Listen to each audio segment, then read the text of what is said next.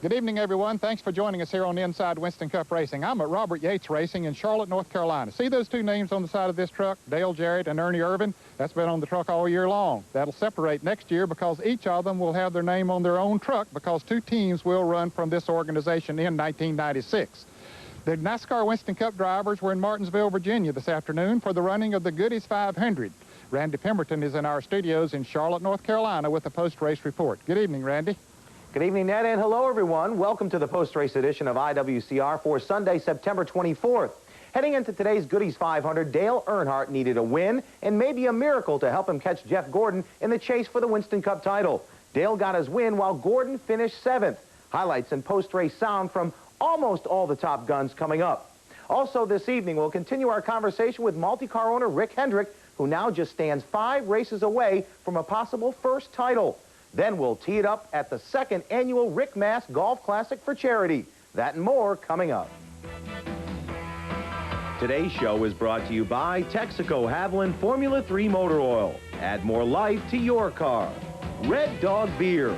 Bold yet smooth, unusually easy to drink. You are your own dog.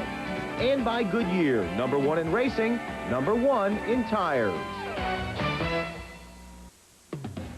Today's Winston Cup highlights are brought to you by Texaco Haviland Formula 3. Add more life to your car. Going into the Goody's 500 at Martinsville, points leader Jeff Gordon had put together a string of 12 straight top 10 finishes. Well, he had another one today, but for the first time all season, the DuPont Chevy team failed to hit the setup and was not a factor. Dale Earnhardt was all race long, leading more laps than anyone en route to his 67th career win. Here are the highlights from the Goody's 500. From the outside pole, 7-time Winston Cup champion Dale Earnhardt took the lead on lap 1 as the 36-car field set out for 500 laps of flat short-track racing. But by lap 30, precipitation put the race under caution. The rainfall was short, and so was Earnhardt's lead. Once they went back to green, Rusty Wallace went to the front in search of his 4th straight at Martinsville. But as Rusty raced through the field, he got caught from behind by the lap car of Ward Burton. Rusty went around, and the caution came out. The 4th yellow flag waved when Elton Sawyer tried to make it 3 wide with Robert Presley and Ken Schrader. The best wreck of the day was this one. Robert Presley tapped Ted Musgrave on the backstretch, and the Family Channel Ford went for a ride on the inside wall. Ted then had a few words for the rookie contender. At halfway, it was Terry Labonte out front in his Kellogg Chevy with Earnhardt a close 2nd and the battered but not beaten Rusty Wallace 3rd. Meanwhile, pole sitter and point leader Jeff Gordon was having to struggle with his setup as Gordon was fighting for his life just outside the top 10. The surprise of the race with 220 to go was Derek Cope, who had a battle with a charging Jeff Bodine for 5th. The 7th yellow of the day waved for oil on the track as Labonte almost wrecked, briefly giving the lead up to Rusty, who along with Terry had gotten by Earnhardt moments before.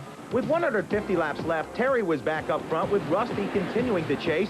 But the story of the race at that point was that the DuPont Chevy was having perhaps the worst run of the year. The best battle with 110 left was for 11th through 13th between Jeff Bodine, Gordon, Kyle Petty, and Bobby Labonte. Last week's runner-up Bobby Hamilton broke into the top 5 by lap 400. Hamilton would finish 4th. Caution number 8 for this spin by Elton Sawyer, who crashed Jeff Burton, unbelievably caught Rusty Wallace again, who was running 2nd. Caution number 9 brought everyone to the pits with the exception of Wallace, who opted for track position, but that was not the final yellow. This was between Derek Cope and Dale Jarrett. The final 20 laps saw a fight between Rusty and Dale. Dale won that one, then Rusty tried to hold off Terry for 2nd. But the day belonged to Earnhardt as he picked up his 4th win of 1995. Terry edged Rusty for 2nd.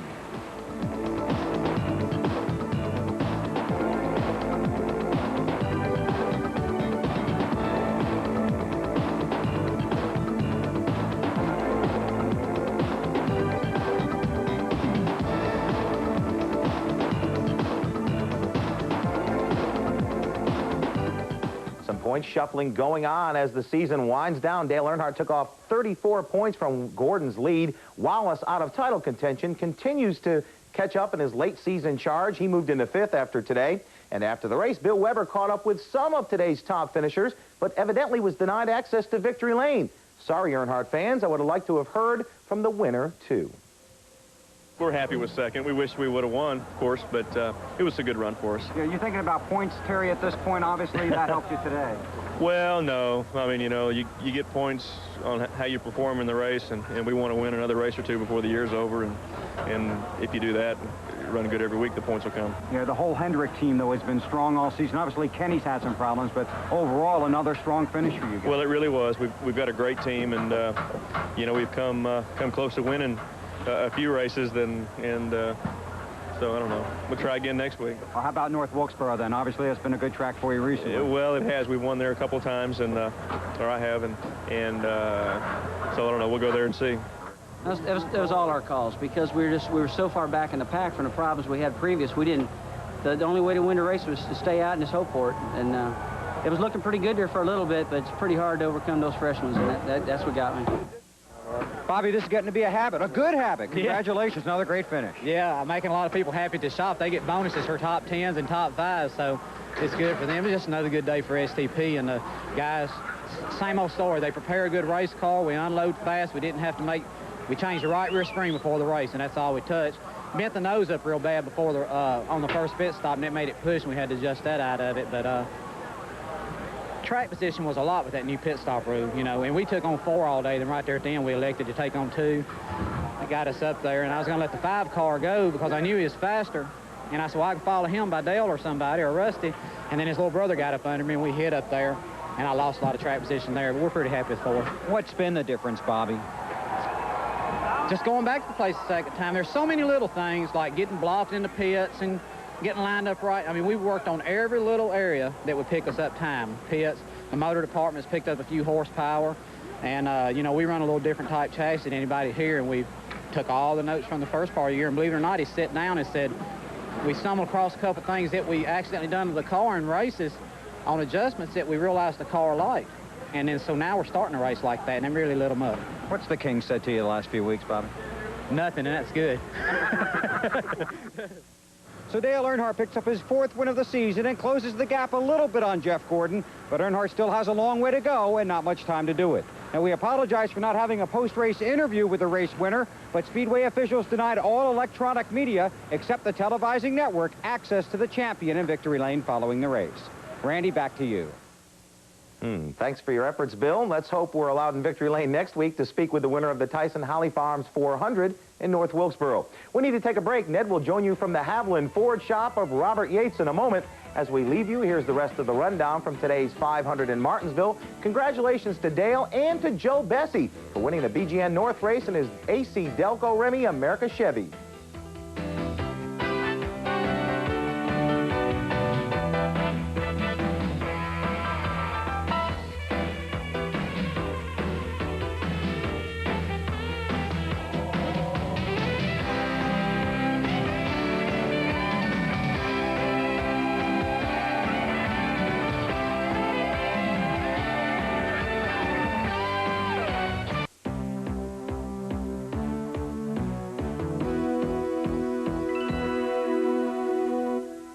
Welcome back. I'm at Robert Yates Racing in Charlotte, North Carolina. Robert will expand to 2 teams in 1996 with Ernie Irvin and Dale Jarrett as the drivers. And this beautiful grassed area I'm standing in, which is adjacent to their building, will become a building to house those 2 teams. Now, Rick Hendrick already has 3 teams running in NASCAR Winston Cup Racing and is very successful with them, and perhaps an inspiration to others who want to have more than 1 team running. A couple of weeks ago, we had a conversation with Rick Hendrick on this program, so let's continue that now. Rick Hendrick says people equal performance. So far, the 95 results have been swift and impressive. His program is energized by 130 employees in the racing operation, covering 50 acres just outside of Charlotte. And when current construction is completed, Hendrick Motorsports will have 200,000 square feet under roof. It didn't start out that way. It started with 4 bays and about 6 people, and 11 years ago, and just kind of grew. But it's a huge organization, I guess, in racing terms. We all had this vision, and we just worked real hard to put it together, and then it's kind of blossomed in the last 2 years. In 1994, Hendrick Motorsports won a total of 5 races, earned $4 million in winnings, and all 3 drivers finished in the top 8 in points. Once again, this season has sparkled with big wins and hefty winnings. But the most disappointing part of the smooth-running Hendrick machine has been the performance of Schrader's Budweiser Chevrolet. After finishing 4th in points in '94, Kenny has been crowned the Bad Luck King in '95. Off the track, he lost part of his thumb working under the hood of his super truck. On the track, part of his misfortune was this frightening wreck at Talladega, accidentally initiated by his own teammate. You know, he's having terrible luck, and we look at that and try to address what would we do different. I mean, what can you change when you're having that kind of streak? And I think the thing you've got to do is just come back more dedicated, more determined every week. Has Kenny's situation been personally frustrating to you? Oh, absolutely. I mean, Kenny's been with me since 1988, I guess. And, you know, Budweiser's a new sponsor, and I think the world of those people. And you want to run good for them, and on top of that, my dad's team. And so I catch a little heat there. But, no, I'm really committed to making sure all 3 teams do well. And when you got one that's not having the success the others are, you work hard on it. And I'm committed to making sure that that Budweiser team gets back to the front quick. Despite his glowing achievements and the polish of his programs, even Hendrick is not immune to the often vicious Winston Cup rumor mill, which has churned out the gossip that some of his drivers might rob the stable of a lucrative sponsor and gallop into the role of owner and driver. Not so, says the boss. All of our guys are going to be back. Jeff's going to be here at least through 98, so it'll be 99, and we're talking about extending it beyond that.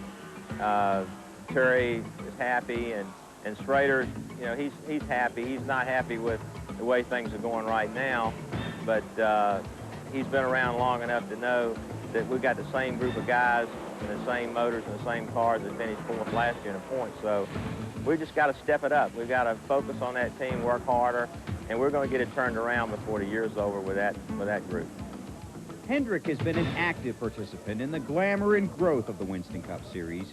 He has raced cars, owns cars, and sells cars. He's accessible and successful. He's been good for the racing business, and the racing business has been good to him. I never dreamed when I came into Winston Cup in 1983 that it would be anything like what you see today.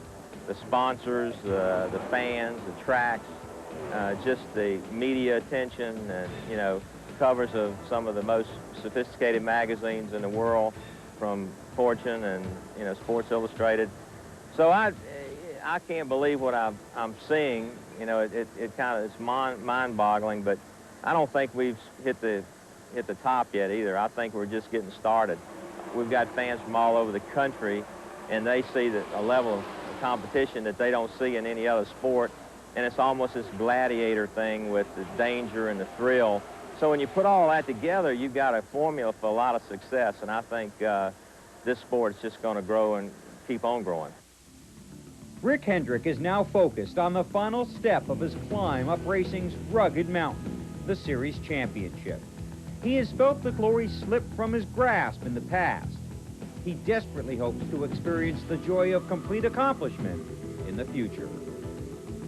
You appear to be on the verge of your first Winston Cup championship.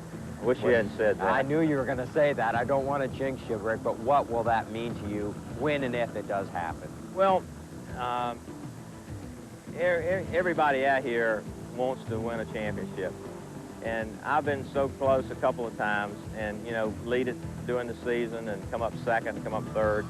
It means a tremendous amount to me because I grew up in this sport. I grew up riding in the back of a pickup working on these cars when I was 6, 7 years old. It's always been my dream just to come to these races, let alone have a car in the race. I feel like it'll help my business a tremendous amount because I'm in the automobile business. And all of our employees, they take a great deal of pride in that, kind of the ownership of our teams. You know, they feel like they're a part. They watch the races, they come to the races. So it's going to be a big boost if it happens for all of us. And if we don't do it this year, we'll come back and try it again next year. But it's fun leading. I'd rather be leading than be chasing somebody. Well, the Jeff Gordon DuPont team is the one that has really performed for Rick Hendrick this year. Everybody chasing him for the championship, and time is running out on them. Still to come on this edition of Inside Winston Cup Racing, we'll have the mailbox, and we'll also take you to the Rick Mast Golf Classic. Stay tuned.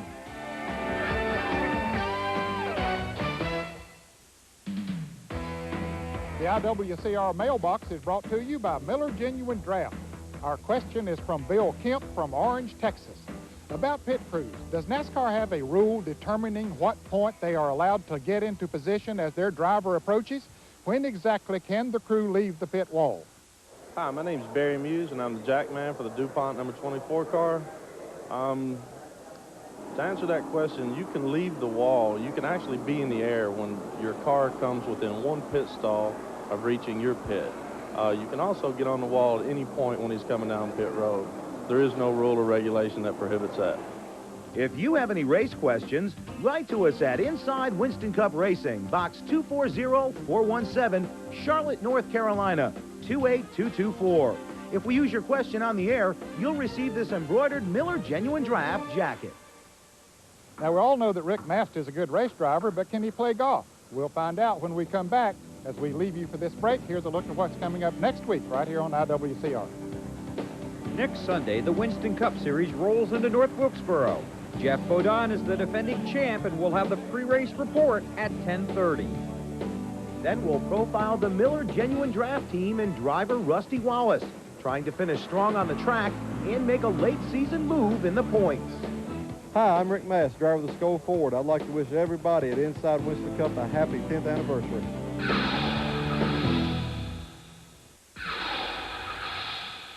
Last year, we were invited to attend the first annual Rick Mast Golf Classic, a tournament involving celebrities and others to raise money for charity. It was a lot of fun, and they raised a lot of money, too. So we were invited back again this year, and Bill Weber could not resist the temptation to go back.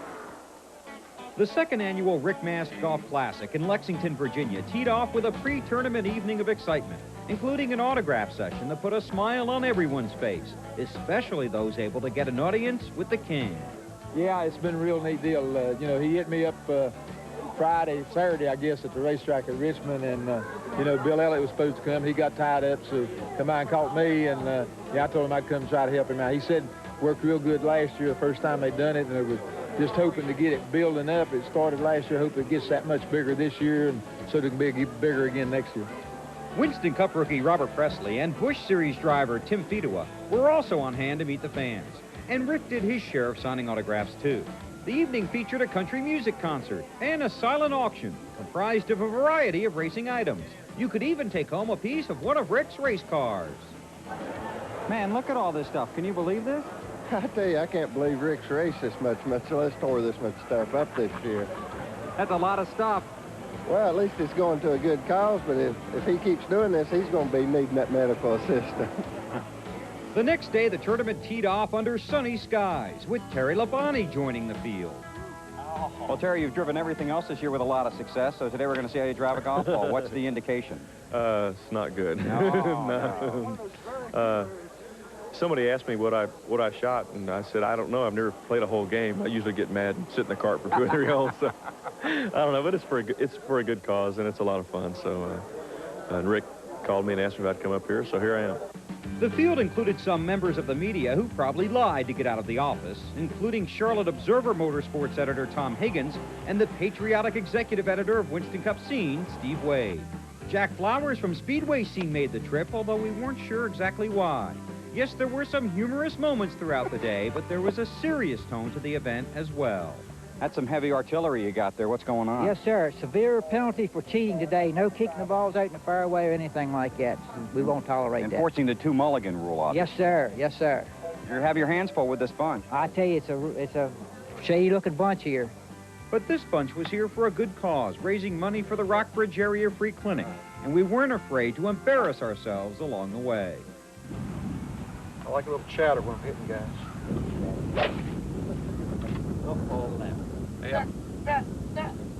That way. John's ball, I saw a leaf, but I thought it ricocheted off that tree real hard. It had to. I just didn't see where it fell. Maybe I hit this ball. Max Fly 4? Probably not. I don't know what I had. Also one I found down in the creek a minute ago. We ain't found yours yet. The Rick Mast Golf Classic raised more than $43,000 for the Rockbridge Free Clinic.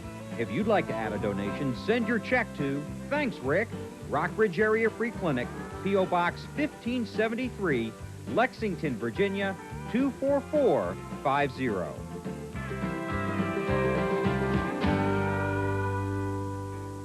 Well, I know from experience it takes a lot of people to put on a tournament like that, and our thanks to Rick Mast and all of those who helped to make it happen. And Rick, let's hope that your luck improves on the racetrack. Well, our time's up for today. Hope you enjoyed the show. Join us again here on TNN for more on Inside Winston Cup Racing. Today's show has been brought to you by Texaco Clean System 3 gasolines. Add more life to your car. Cold filtered Miller Genuine Draft, making the world a very cool place. And by Goodyear, #1 in racing, #1 in tires. Team Simpson is your ticket to be part of all the exciting racing action. Call 1-800-71-RACIN to order the 1995 catalog and join Team Simpson today. The official conversion van of Inside Winston Cup Racing is Gladiator by Glavelle. America's #1 luxury van, Glavelle. The way we put it together sets us apart.